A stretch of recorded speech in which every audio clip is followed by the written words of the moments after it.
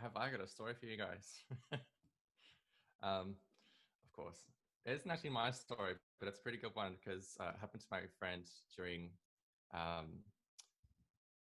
uni auditions. Like a lot of these happened. We're preparing all the crazy, awfully hard stuff. We all hated it. Don Juan, and I think there was even a bit of Mozart in there, which shouldn't be that hard, but somehow they made it difficult for us. I don't know how they do it. Anyway, so we rock up to the audition. I'm in the audition warm-up room, and then when I walked out to go to my audition, I see my friend walking down with his hands covered in bandages because the night before the audition, he was auditioning for mine as well. He was cooking pasta and the hot boiling water scalded his hands. He I don't know, somehow burned his hands, and they were just red and blistered, and he still has to do the audition. So ever since then, I felt like every audition's been pretty easy compared to that one. So yeah, that's always a nice way to compare yourself, is just say, well, I could have had my hands scalded by soup. We have in this piece a whole lot of different sections, and like a number of people have said, and Jackson, your conductor was right on the money. They weren't just making it up to make you guys play more expressively. That Smetana specifically wrote all of these little titles in each section of the piece. So like Meng Fei said, it does make it really clear about what we're kind of trying to depict in the music. Kind of just sit back and enjoy to a point.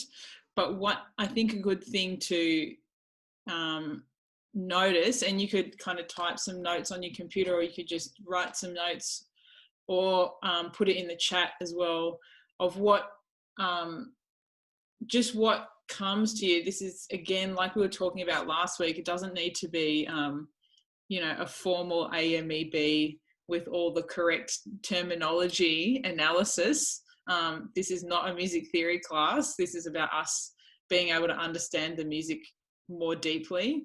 So because we know this piece is in all of these separate sections, as we go through each section, anything that you notice that you think, oh, that makes it really sound like the hunting in the forest, or oh, that bit really sounds watery, like Teresa was talking about before, or a question like, oh, I wonder why that instrument was used, or I wonder why that instrument is not playing in this section. Like anything that kind of comes up that you notice, just make it a note of it somewhere so that we can chat about it as we go along.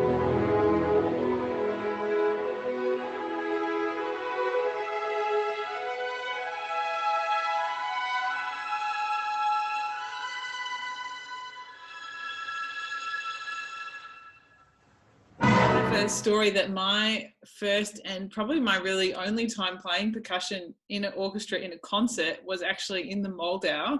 I was assistant conducting Percy Granger Youth Orchestra a long, long time ago, and so I'd sat through all of the rehearsals, and then it was maybe 1 or 2 rehearsals before the concert, and they said, oh, we actually don't have enough percussionists, could you please play bass drum? And as you might have noticed, the bass drum does not come in for a long time. So I had the experience of counting bars rest for about 9 minutes before the bass drum roll came in, which was quite an education. And it's amazing, all you string players that just have black notes for 7 pages for every piece and no rests. You can't imagine how terrifying it is to count bars rest for 10 minutes and be worried that you didn't count them correctly, and just hope to God that you're going to come in the right place with your one note, one bass drum roll. It's a whole different kind of anxiety. Let's just open up the floor to a bit of a discussion about the Moldau.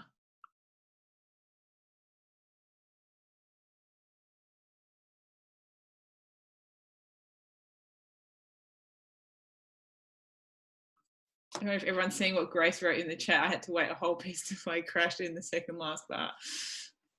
# percussion life.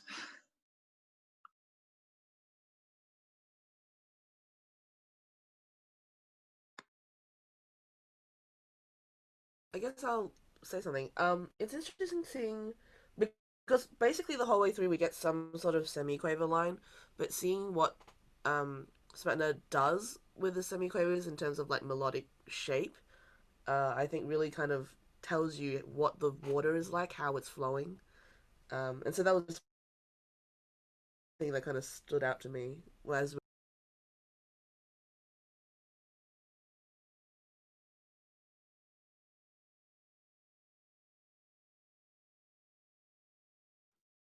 Cara, were you going to say something?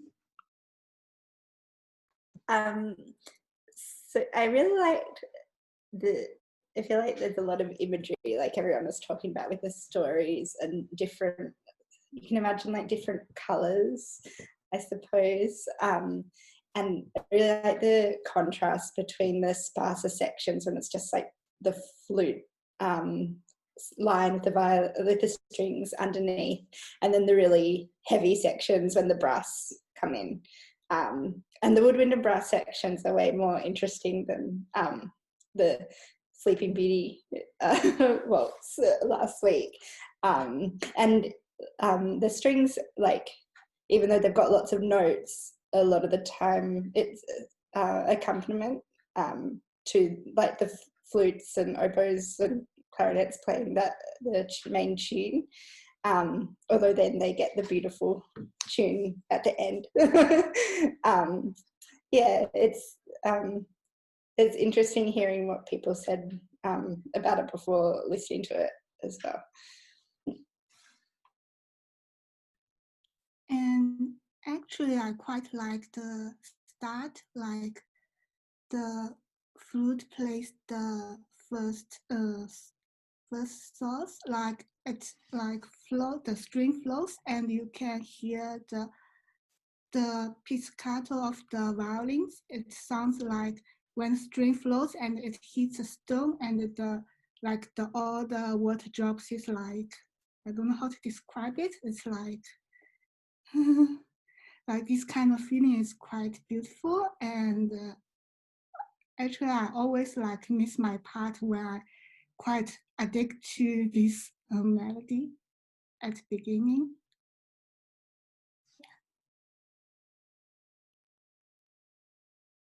I agree with Monkfei. I think the opening of the piece is lovely. And one of the things that I really like about it is that it starts sort of in the top of the flute range, and then as the river kind of gathers momentum and gathers these streams together, the kind of moving part gets deeper and deeper throughout the orchestra and kind of captures that building of momentum through the river. I like how it ends, like it starts and then builds into this very thick texture, and then towards the end it just thins and thins and thins until there's that beautiful chords at the end. I just love the ending.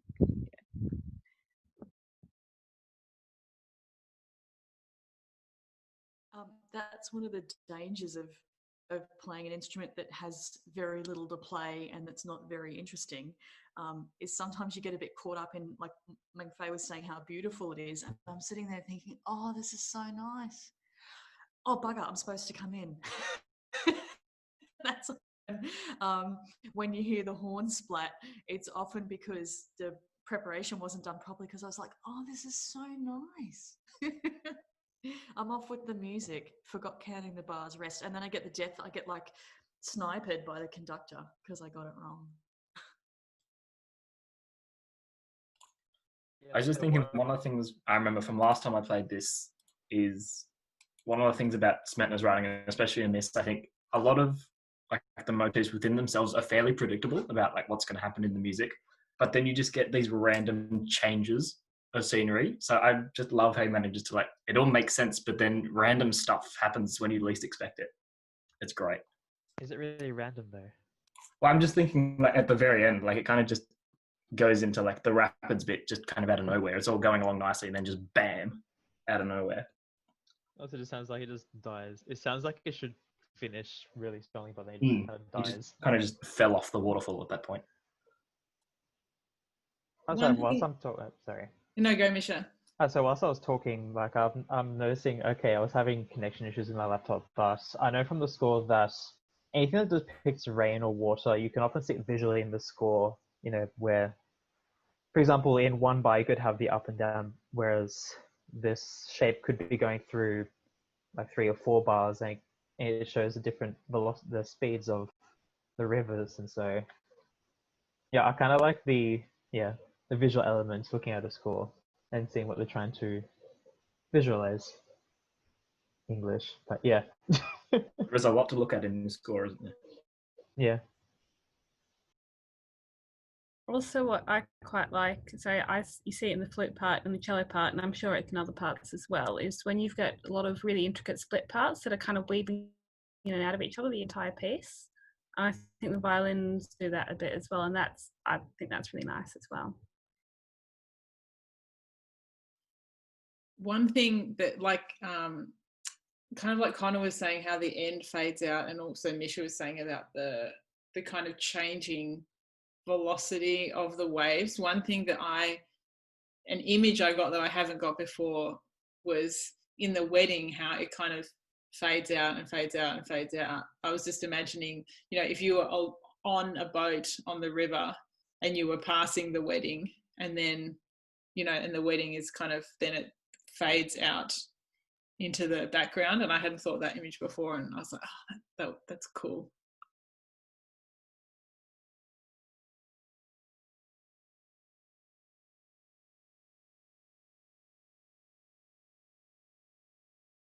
I will say, just to throw it out there, that I kind of wonder where Smetana was going with the ending. Like, I like that it faded away, and then he added the 5-1, and I was like, oh, that's something really cheesy. It's kind of out of nowhere.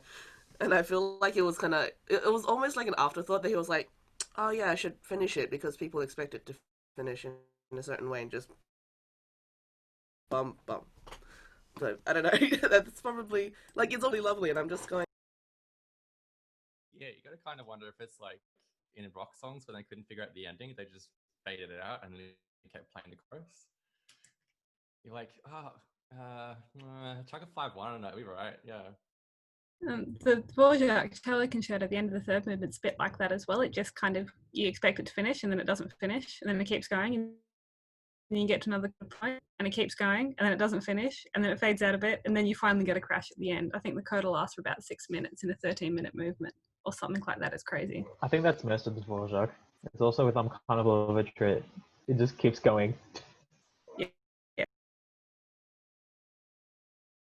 One, I think this kind of is a really interesting topic about like how composers balance the expected and the unexpected. And a lot of times those choices are about, like, they're very deliberate about setting you up to expect something and then defying that expectation very deliberately to make the music more interesting. But this is interesting because in one sense, like, and maybe it's also our modern ears that we have heard a lot of different music, and we've heard a lot of music that just fades out to the end, but in a kind of single standalone piece. And if Teresa were here, I know she's got a massive repertoire knowledge, she might be able to comment on this, that a single standalone symphonic poem like this piece, it's in that era of music unusual for it to just kind of fade out to nothing. So maybe it's also part of thinking about what those concert conventions would have been of this piece, because this piece was premiered alone. So the 6 pieces that were part of this My Country, My Fatherland set, they all got kind of performed separately before they eventually got performed as a set. Susan saying maybe it was to wake the audience up if they'd fallen asleep. Quite possibly. You can imagine the little Czech grandmas going when those last 2 chords finish. Although, probably it would open a concert, so hopefully they weren't asleep after only 10 minutes of music, but it's highly possible. Like hot dogs and other food. What if we use those for like instruments? That's the other thing. We could use a barbecue as the sizzling sounds as like rain sounds or something. Put some snags Get on. semi quavers in the Moldau. We've got a barbecue. Playing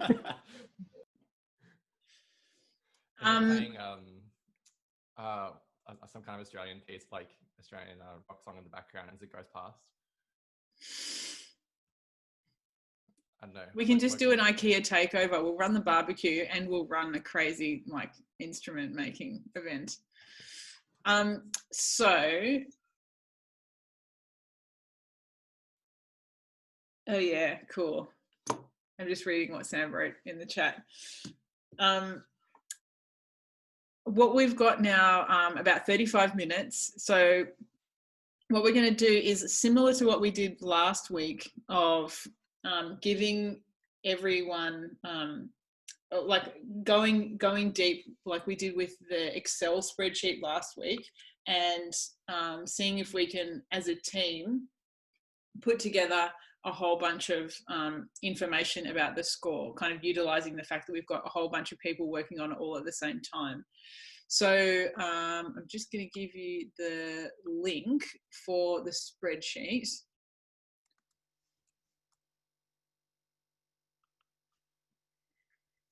So in your score, you'll see that the bars are at the start of every line. So if you want to add in a separate, another column, it would be useful to just put the bar number there as well. And if you've got a letter, for example, letter A here, we can put 36, just so we know what the bar number is, if that's helpful to you. So just to go over the separate things that we talked about last week, and again, feel free to add more things down here if there are other things that kind of jump out to you that you want to make a note of. The structure and the form, we've probably kind of got a bit of that already because we know that there are these 5 main segments. With the melody, to say, which instruments are playing, what are they playing, and you might want to say something about how, like, oh, it's slurred, or it's 2 slurred, or it's 6 slurred, or it's staccato, or whatever you think. And then this is totally no right or wrong answers here of what in your team you think is the character of that melody. Like, if it's those semiquavers in the flutes at the beginning, how many different words can you think of to describe that? Like, is it flowing? Is it undulating? Is it rippling? Just the more descriptive words that you can kind of come up with, the better. And then the same thing with the accompaniment. And if you feel like there's kind of multiple layers of accompaniment, which there are in a couple of spots in this piece, you might, for example, say that we're back, I think, with almost everybody. You can see that our spreadsheet has kind of gone with all of this awesome information, which is very cool. Could we, I'm just going to screen share it. Could we have maybe a representative from each group tell us about what you uncovered and discovered?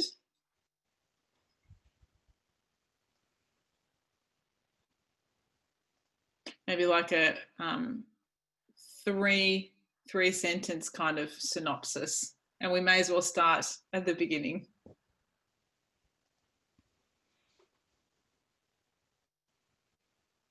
Kim, do you want to go? Sure.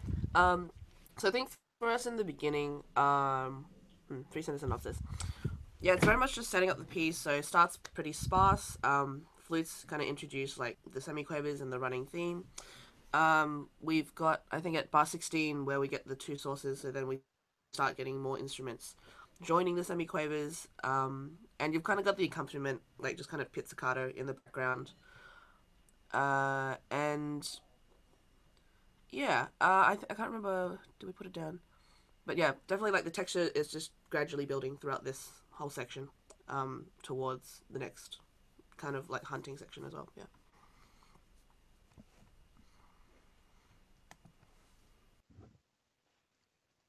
Hunters, tell us what happens in your section. So our section was just forest hunting, and C is kind of like what we decided was you've got the strings sort of making the flowing along the river, all the continuous, the semiquavers all the way through. And then you've got like the oboe, the horns and the trumpet sort of making this sort of grand marching almost melody for the hunting sort of on the side. So yeah, you've got those melody parts there. They do a little bit of passing around, as do the strings with the semiquavers, kind of jumps between the two a little bit. We did a little bit of this. We couldn't figure out how to put this in words, passing between. And so it sort of builds in to C is where you've got the big dramatic like E major key change sort of thing, and it sort of dies down from there before you go into the wedding bit, is what we discovered.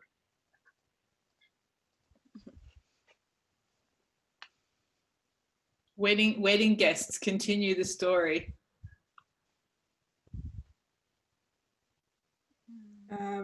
Yeah, so you get the wedding, it just feels really, I suppose, upright in a sense that it's quite strict. The bass line, the accompaniment part's pretty much just playing quavers, staccato quavers the whole way through. So we sort of thought about how the accompaniment makes it almost like they're marching, but with the melody, with that da-da-da pattern going on, it's just kind of feel like the people above it are dancing around. So like the idea that you're quite, I don't know, it's like the wedding's been carefully planned, but everyone's still trying to have fun with like sticking to the very rigid structure kind of thing as it passes along.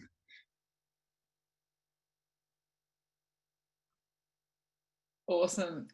And moonlight people.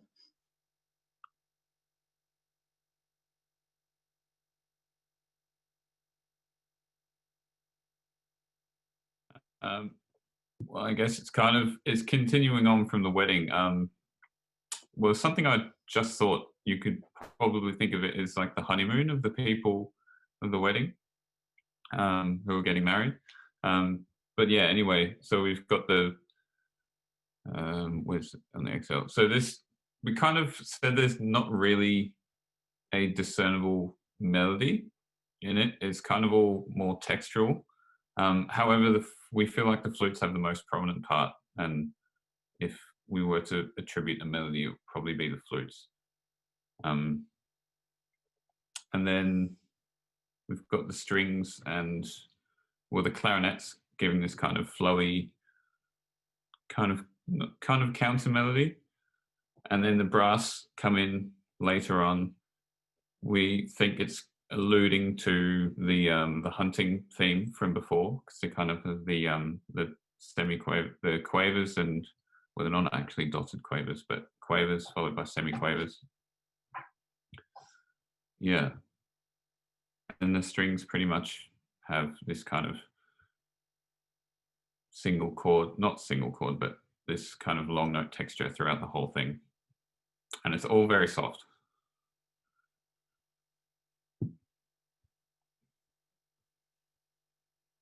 I filled in the next little bit, which is the tempo one when the melody comes back. And yes, similar to the beginning, that we've got that main river melody in the woodwinds and the first violins, and then the semi-quavers continue back in the strings where they were before. But this whole section is kind of like building up more and more through that one statement of the melody. More and more people join in. The dynamic grows stronger. There's more sforzandos, and there's more dramatic shifts. So it's kind of like the river is taking us quite obviously into the rapids that are following. So who's can we hear from the rapids?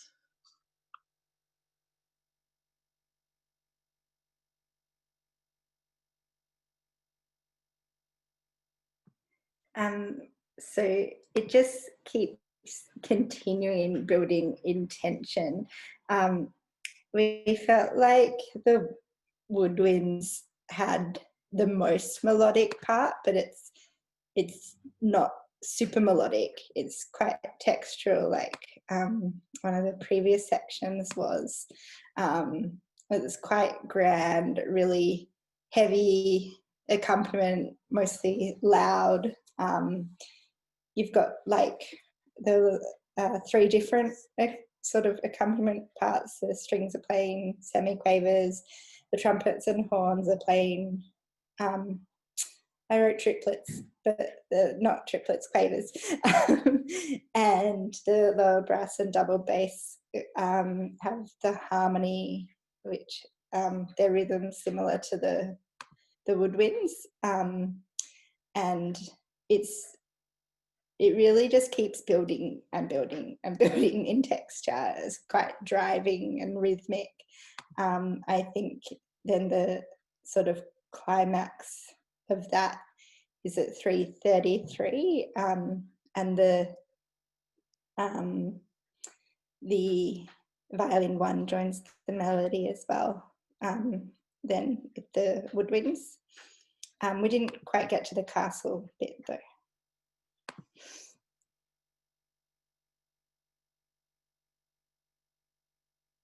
Yeah, there was a lot in that section. So there's kind of one or sort of two sections left at the end, but you can see that just from that kind of very short, really, amount of time in our groups, we've suddenly got a whole lot of really detailed information about the whole piece. What would be a really cool thing for you to do during the week is either if you've just got a recording, maybe a different one to the one you listened to last week. If you listened to one last week, as we were discussing, listening to lots of different recordings, of just having that in the background and seeing what you can remember from this discussion. Just from having that music going on in the background and going, oh yeah, that's the wedding, or oh that's the rapids, or oh I remember hearing that thing someone talked about, the horns in the hunting thing, it sounding like a march. So just using a recording as a bit of a memory aid and a bit of a memory tester to see like what do you remember. Another thing that you could, two more things that you could do. So one, you could just listen to the recording and kind of see what comes to you. That's really easy. All of us can do that. The second thing would be to follow along the Excel spreadsheet while you're listening to the recording. And just, you know, you could pick one line and follow one line. So I'm just going to read the row that is about the melody and just follow that along while I'm listening to kind of connect those two things together and go, oh yeah, it says clarinets. Oh yeah, I can hear the clarinets doing that thing. Or you could just decide, I'm going to let my eyes wander throughout the sheet at like whatever tickles my fancy. And if you notice something that's not on there, add something in if you're listening during the week.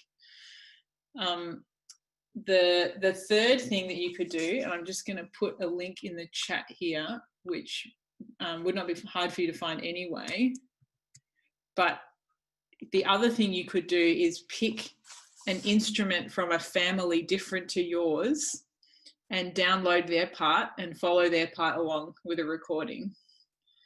So if you're a string player, you know, pick a woodwind or a brass, or maybe the famed double bass part, double bass drum part.